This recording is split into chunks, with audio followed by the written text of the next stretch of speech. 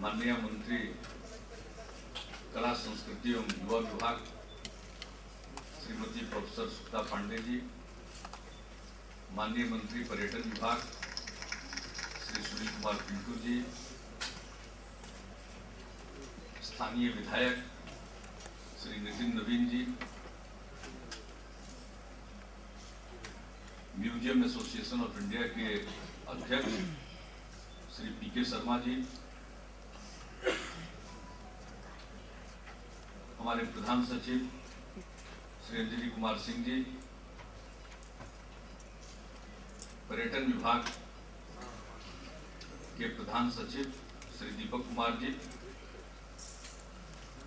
कला संस्कृति एवं युवा विभाग के सचिव श्री चंचल कुमार जी, हमारे सचिव श्री अतीश चंद्र जी, पटना संग्रहालय के निदेशक Shri Umesh Chandra Dwivedi ji, museum association of India के सचिव श्री आनंद वर्धन जी, यहाँ देश भर से आए हुए प्रतिनिधिगण, पटना संग्रहालय के सभी अधिकारीगण, पटना स्थित गांधी संग्रहालय के सचिव आदरणीय रवि अहमद साहब, प्रिंट एवं इलेक्ट्रॉनिक मीडिया के प्रतिनिधिगण, देवी और सज्जनों, 62वें म्यूजियम एसोसिएशन ऑफ इंडिया के सम्मेलन में उपस्थित होकर मुझे खुशी हो रही है। यह संगठन पुराना संगठन है, संभवतः 1944 में इसका गठन हुआ था, म्यूजियम एसोसिएशन ऑफ इंडिया का, और इसका सम्मेलन 62वां पटना में हो रहा है। ये खुशी की बात है। बिहार ने अपनी स्थापना के 100 साल पूरे किए हैं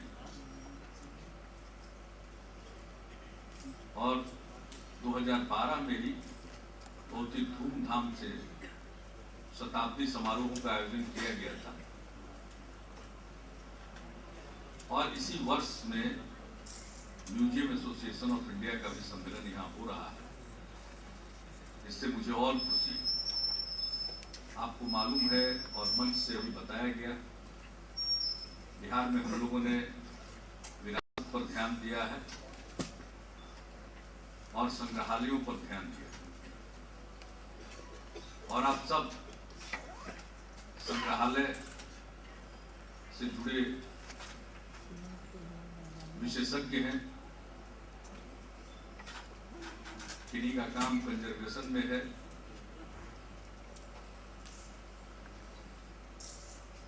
जो विभिन्न आयाम हैं उससे जुड़े हुए सब लोग यहाँ उपस्थित हैं। तो आप 3 दिनों तक यहाँ चर्चा करेंगे और आधुनिक तकनीक का इस्तेमाल जो संग्रहालय के क्षेत्र में हो रहा है उस पर विशेष तौर पर चर्चा करेंगे। कैसे जो हमारे प्रदर्श हैं, एग्जिबिट्स हैं, उनको और बेहतर ढंग से प्रस्तुत किया जाए। हमारे पटना संग्रहालय में बहुत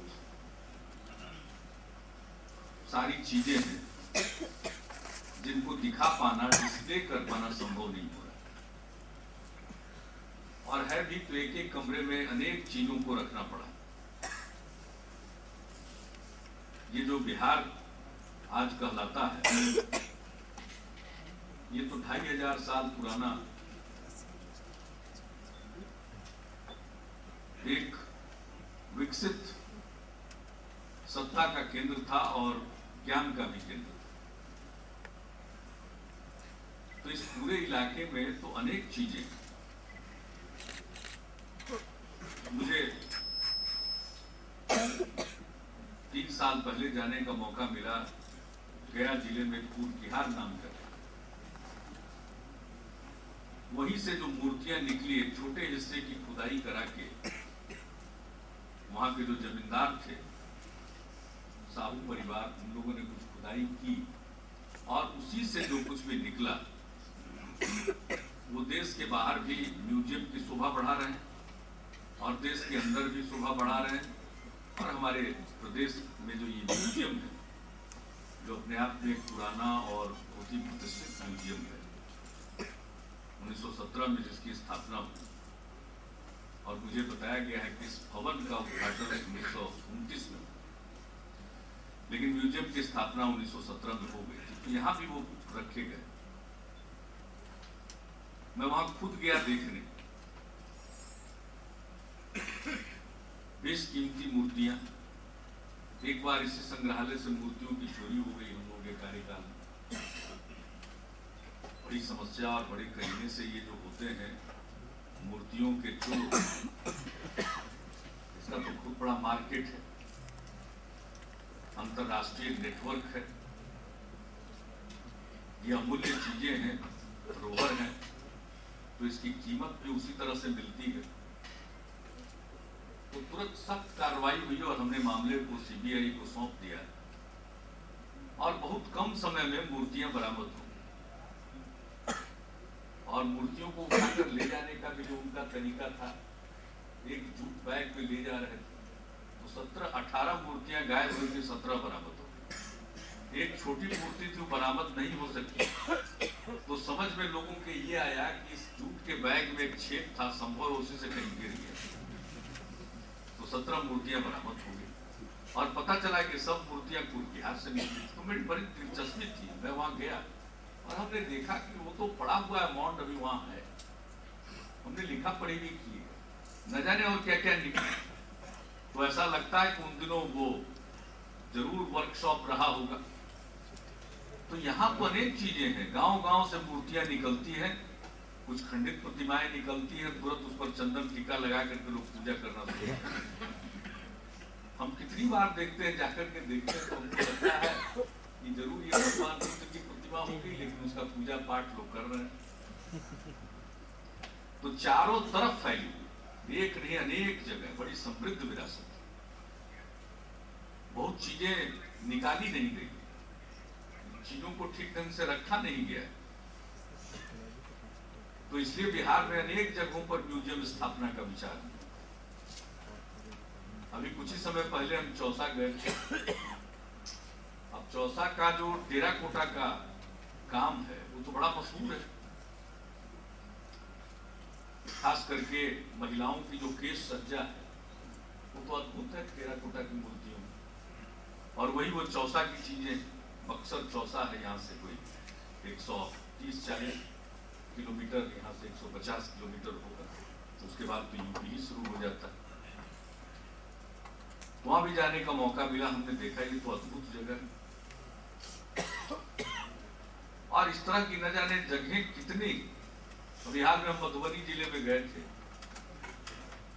वहां 122 एकड़ में फैला हुआ वो पुरातात्विक स्थल। और हमारे साथ भी सामने बैठे होंगे विजय चौधरी जी, आर्कियोलॉजिकल सर्वे ऑफ इंडिया के लोग भी गए थे। तो इन लोगों ने कहा कि भाई जो ईंट ऊपर दिख रही है ये कम से कम 2200 साल पुरानी है, लेकिन खुदाई नहीं हुई। एक बार खुदाई शुरू की गई तो कहीं पानी निकल आया, लोगों ने छोड़ दिया। हमने उसके मामले को भी टेकअप किया केंद्र के साथ कि भाई इसकी खुदाई होनी चाहिए, आर्कियोलॉजिकल साइट है, आर्कियोलॉजिकल सर्वे ऑफ इंडिया के नियंत्रण में।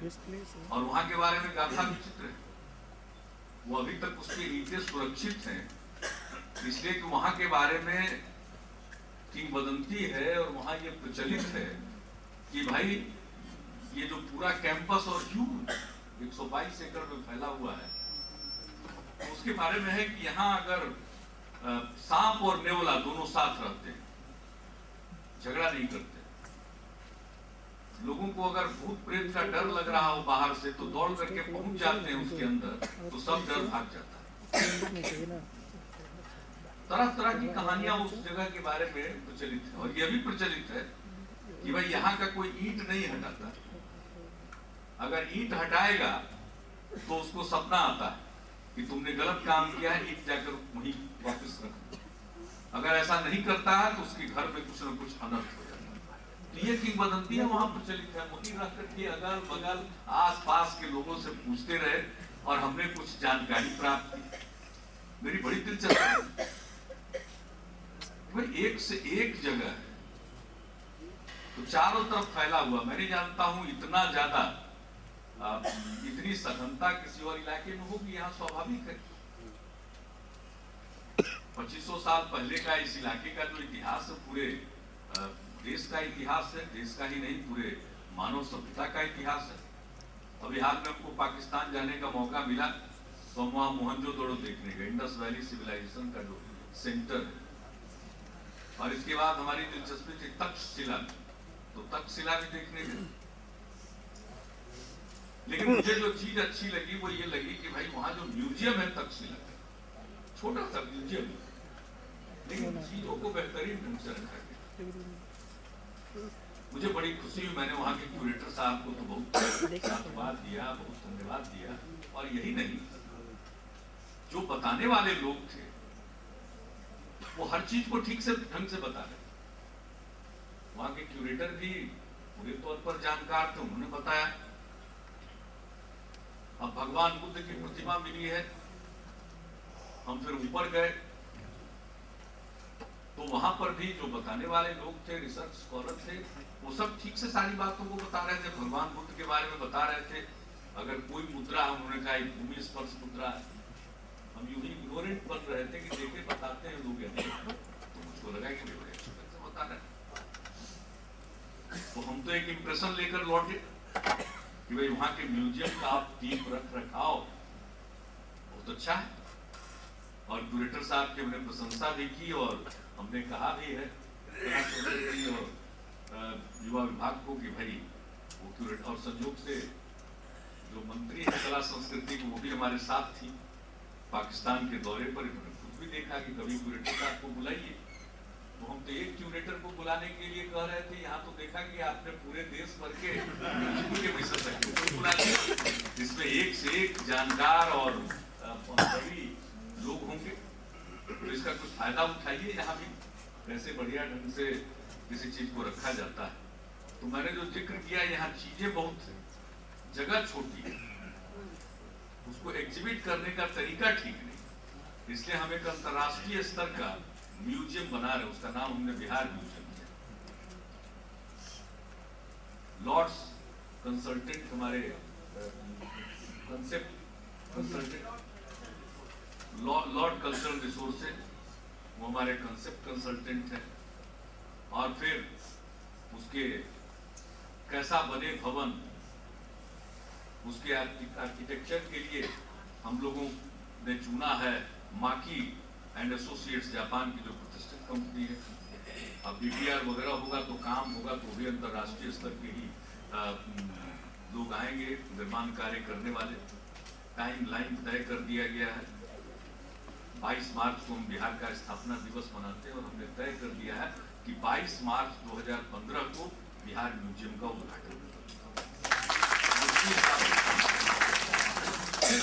अभी जिक्र किया सचिव कला संस्कृति ने कि हमारे यहाँ बुद्ध स्मृति पार्क, अब पहले वहाँ जेल हुआ करता, बांकीपुर सेंट्रल जेल, नामी जेल था, एक से फ्रीडम फाइटर सब जेल में रहे।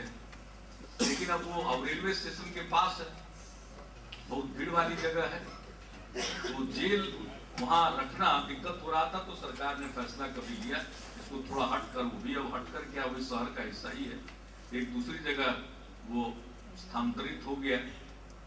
तो ये जगह खाली पड़ गई। बहुत लोगों की निगाह थी उस पर, ये तो बड़ा भारी मार्केट प्लेस है, उसकी कीमत आप आंक सकते हैं। लेकिन संयोग से हम लोग आ गए तब तक बिहार की जनता के आशीर्वाद से, तो हमने निर्णय लिया कि यहाँ पार्क बनेगा। और उस साल भगवान बुद्ध का महापरिनिर्वाण का 2550वां वर्ष चल रहा था, तो हमने कहा कि महापरिनिर्वाण के 2550वें वर्ष की स्मृति में यहाँ बुद्ध स्मृति पार्क बनेगा। बुद्ध स्मृति पार्क बन गया। अभी और उसका थोड़ा सा दुरुस्त कर रहे हैं। अभी 5 जनवरी को अंतर्राष्ट्रीय बौद्ध समागम वहां होने जा रहा है बुद्ध स्मृति पार्क में। परम पूज्य दलाई लामा जी आ रहे हैं और उन्हीं से हमने उद्घाटन कराया था। 2010 में बुद्ध पूर्णिमा के अवसर पर 14 मई का दिन, और उस दिन उसका उद्घाटन हुआ था। तो वहां भी एक म्यूजियम हम लोगों ने रखा कि भाई कोई भी व्यक्ति आएगा तो पहले वो जाने कि हम कहाँ आए।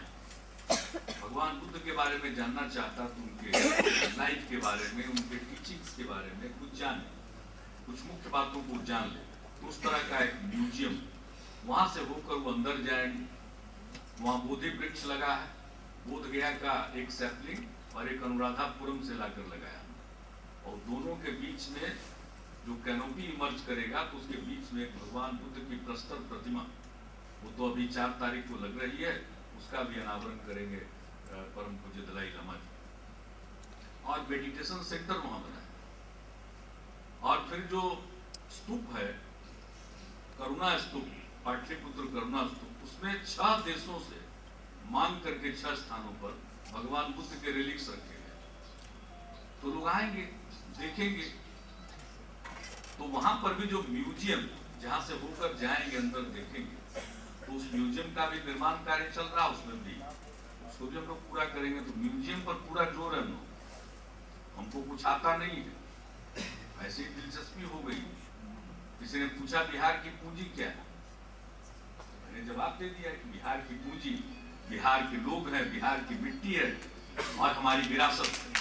एक बार कह दिया तो उसी में लगे हुए हैं। चाहे लोगों को के माली हालत को सुधार करना हो, ह्यूमन डेवलपमेंट के लिए काम करना हो, वो करते रहते हैं। हमारी मिट्टी उपजाऊ है तो एग्रीकल्चर के लिए काम करते रहते हैं। हमारी विरासत है तो उसको उभारने का, संजोने का काम करते रहते हैं। और एक से एक काम यहाँ हुआ है। कुछ लोगों ने व्यक्तिगत पहल से भी बड़ी अच्छी चीजों का संग्रह किया। खुदाबख्श लाइब्रेरी आप सब तो जानते ही होंगे।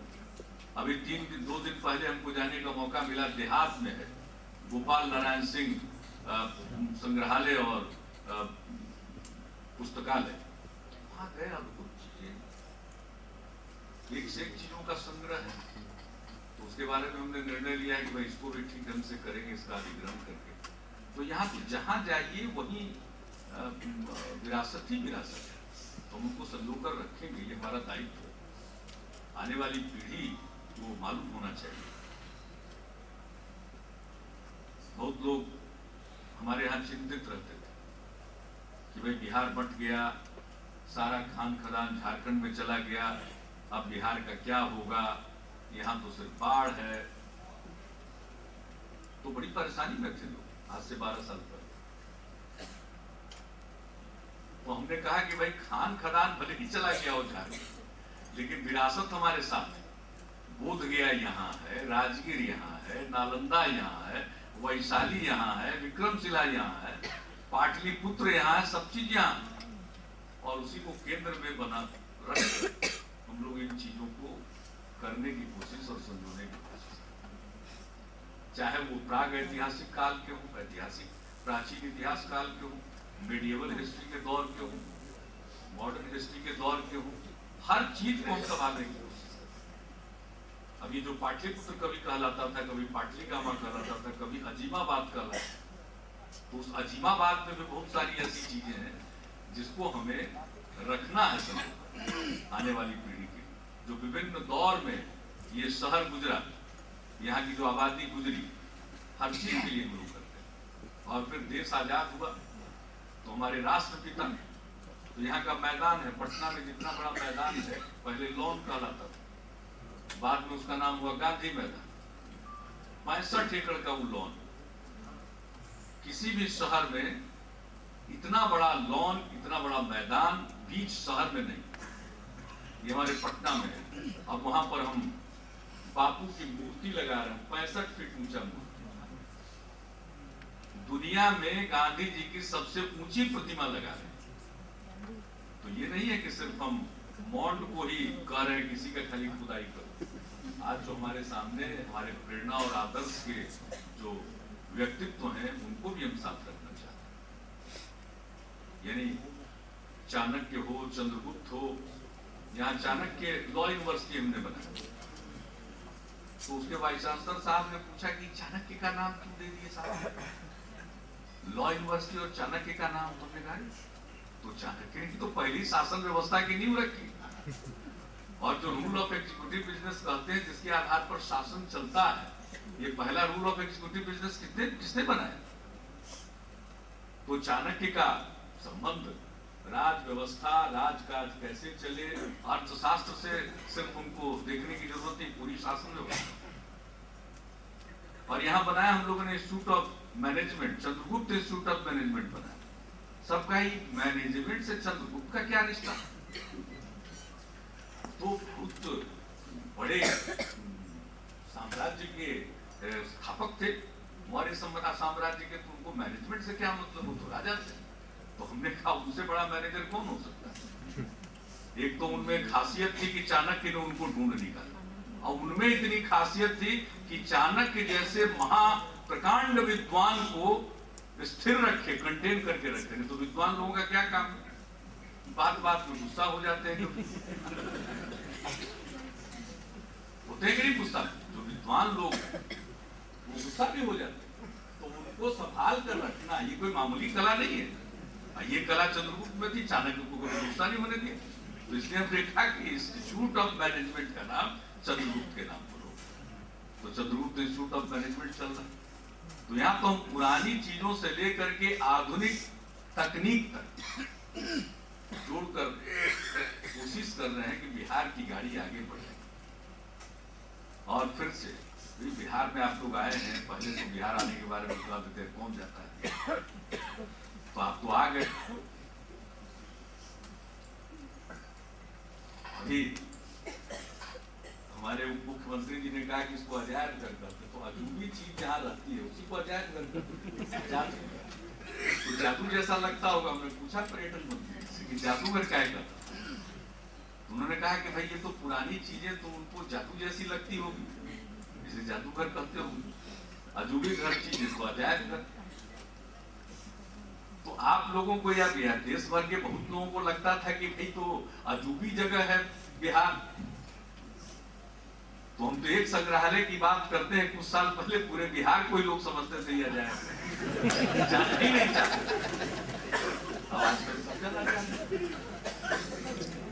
सब आ रहे हैं, अब आप भी आए हैं जरूर। अब पता नहीं इंतजाम किया कि नहीं चंचल जी आपने? जो नहीं गए, बोध गया, राजगीर, वैशाली, नालंदा भी नया बन रहा है।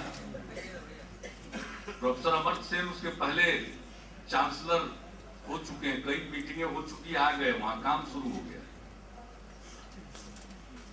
लेकिन नया नालंदा विश्वविद्यालय स्थापित हो जाएगा, उसकी पढ़ाई लिखाई शुरू होगी, तब देखिएगा। अभी तो स्थल को ही देख सकते हैं, लेकिन जो पुराना नालंदा विश्वविद्यालय, उसके भग्नावशेष को देखने का अवसर जो नहीं देखे होंगे, मुझको तो उम्मीद कम है कि आप जब संग्रहालय से जुड़े होंगे तो अधिकांश लोग जरूर देखे होंगे। लेकिन अगर नहीं देखे हैं किसी कारण से, तो संकोच करने की जरूरत नहीं, जरूर देख लीजिए। नहीं तो रोज रोज तो अपने काम से फुर्सत मिलती नहीं है। वैशाली है लोकतंत्र की जननी, राजा विशाल का गढ़ कहलाता है। लेकिन वो जो भी हो, लेकिन वैशाली लोकतंत्र की जननी ने एक बड़ी अहमियत है वैशाली। ये जो आज हम नारी सशक्तिकरण की बात करते हैं, तो जो बौद्ध संघ था उसमें महिलाओं का प्रवेश वहीं पहली बार हुआ। कोल्हुआ नाम की जगह है वैशाली में, वो तो अब इन दिनों मुजफ्फरपुर जिला कहलाता है, लेकिन वैशाली जो साइट है उसके बगल में है। और वहीं पर जो भिक्षुनी हुई थी, उन सब लोगों के का छात्रावास भी था।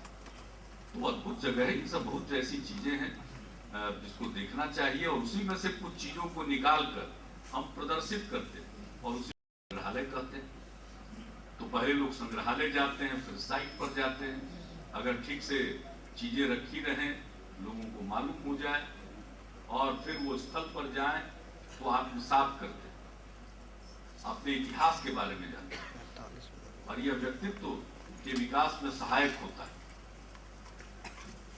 कोई भी बड़ा काम करने के लिए उत्साह चाहिए, और जब हम अपने पुराने इतिहास को देखते हैं तो मन उत्साहित होता है। तो पुराने इतिहास को जानना, अपने अतीत को जानना उससे प्रेरणा लेना, वर्तमान को ठीक करना, भविष्य की चिंता करके उसको दुरुस्त करना, तो इन सब चीजों के लिए आवश्यक है कि हम जाने तो पहले हम क्या थे। और विदेशों में शत्रु संग्रहालय पर बहुत जोर है, संग्रहालयों पर बहुत जोर है। हमारे यहाँ उस तरह से आग्रह संग्रहालयों पर नहीं रहा है। वाकई संग्रहालयों पर जोर होना चाहिए। हम तो सीमित संसाधन में ऐसा करने का प्रयत्न कर रहे हैं बिहार में। आप सबका परामर्श भी चाहिए और आप सबका सुझाव भी चाहिए। हमारे अधिकारीगण यहाँ पर हैं, ये भी आपके साथ चर्चा में भाग लेते ही रहेंगे। तो इसका जो निचोड़ निकले वो कैसे, अब इन दिनों तो जो प्रदर्शन है, जो एग्जिबिट्स है, साहब उस पर ऐसी रोशनी नहीं पड़नी चाहिए जिससे उसके रंग पर असर पड़े। तो ये ऐसी चीजें, आज की टेक्निक और कैसे उसको डिस्प्ले किया जाए, ये सारी चीजें ऐसी है जो बेहतर ढंग से आप जानते हैं। हम लोग तो उम्मीद करते हैं, हम लोग को ऐसा लगता है कि ऐसा होना चाहिए। अब बाहर के कुछ म्यूजियम को देख लिया तो लोग हो गया कि हमारा म्यूजियम इतना बढ़िया क्यों ना देखा। तो इसलिए हमने दुनिया भर के म्यूजियम बनाने का जिनको तजुर्बा है, वैसे ही लोगों को इकट्ठा करके हमने काम कर दिया। अब खर्च तो बड़े काम में होता ही है, उसको क्या जरूरत है बता दें। अब हम बता देंगे खर्च कितना होगा तो कहेंगे कि तब विशेष राज्य का दर्जा क्या कैच कर लेगा, तो तुरंत बाइट देने वाले घूमते रहेंगे। उनको क्या पता है कि भाई ये सब खर्च है, ये तो हम पूंजी लगा रहे हैं, इसका फल तो कल आएगा।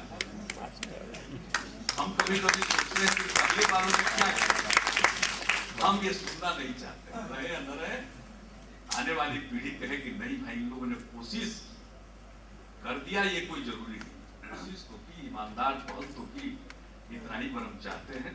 तो इन्हीं शब्दों के साथ आप सबका बिहार में, पटना में स्वागत है और मुझे पूरी उम्मीद है और मुझको इंतजार रहेगा कि इस कॉन्फ्रेंस से जो नतीजे निकलेंगे उसमें जो हमारे लिए अनुकूल और उपयोगी होगा उस पर हम अमल भी करेंगे।